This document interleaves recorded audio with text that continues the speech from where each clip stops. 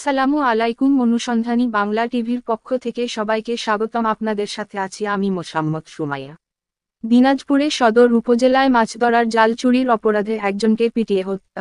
দিনাজপুরে সদর উপজেলার ৫ নম্বর শশরা ইউনিয়নে শুক্রবার সন্ধ্যায় মাছ ধরার জাল চুরির অপরাধে তৌহিদুর রহমান ৪০ নামে এক ব্যক্তিকে পিটিয়ে হত্যা করা হয়েছে। ইউনিয়নের কাউগাঁও সাহেবগঞ্জ হাটখোলা গ্রামে এই ঘটনা ঘটে।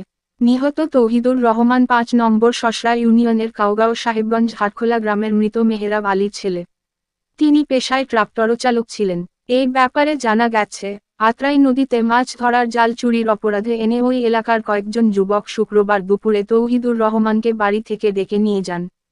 পরে সন্ধ্যার দিকে তৌহিদুরকে গুরুতর আহত অবস্থায় বাসার কাছে ফেলে দিয়ে যায়। এই ঘটনার কিছুক্ষণ পর মারা যান তিনি। তার দুই পাসহ শরীরের বিভিন্ন স্থানে আঘাতের চিহ্ন রয়েছে।